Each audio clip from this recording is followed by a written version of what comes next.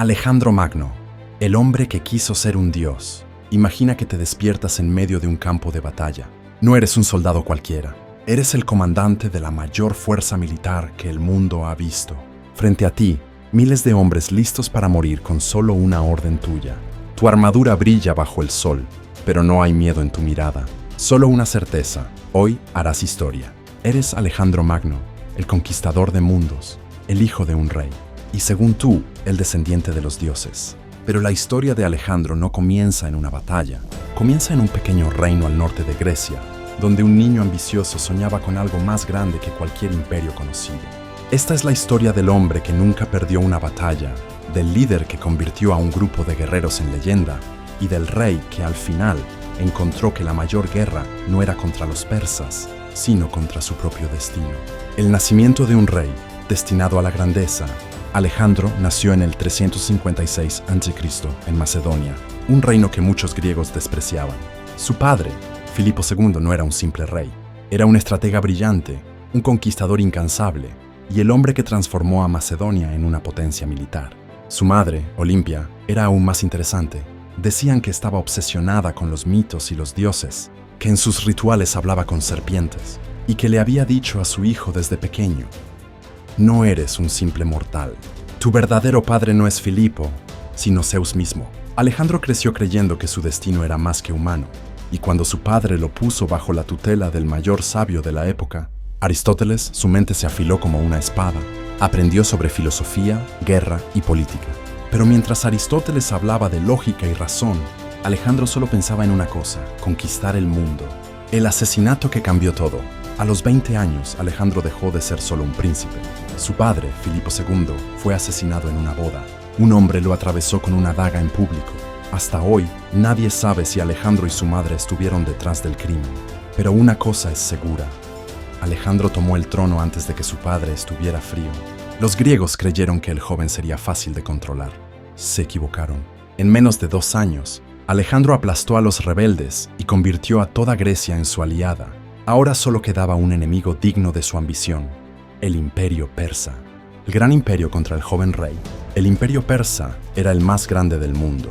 Su rey, Darío III, tenía ejércitos enormes, ciudades fortificadas y una red de espías en todo el mundo. Nadie en su sano juicio pensaría en desafiarlo. Pero Alejandro no estaba en su sano juicio. En el 304 a.C., cruzó el Helesponto con 40.000 hombres. Su primer objetivo, Troya, no por estrategia, sino porque ahí había nacido Aquiles, su héroe de infancia. Alejandro no solo quería conquistar el mundo, quería ser parte de la mitología.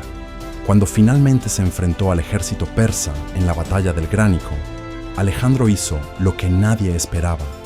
Cargó directo contra el enemigo, en persona.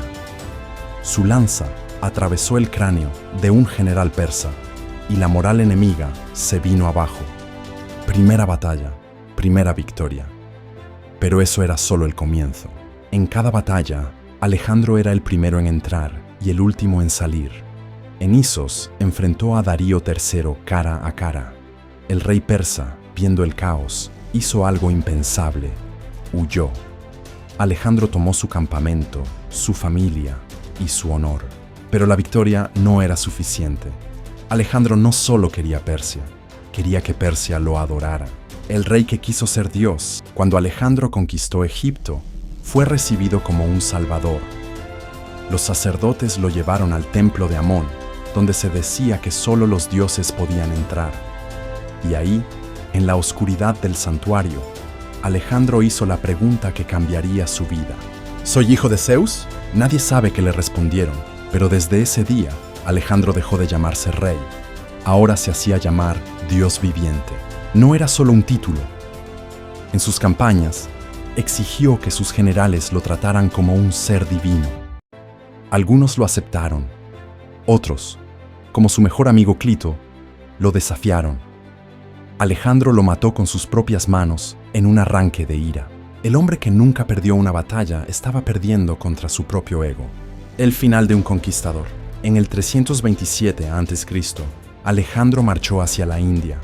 Sus soldados estaban cansados, pero él no se detenía. En la batalla de Hidaspes enfrentó a un rey que tenía algo que nunca había visto en combate: elefantes de guerra. Ganó. pero con un costo enorme. Sus hombres, agotados, se negaron a seguir adelante.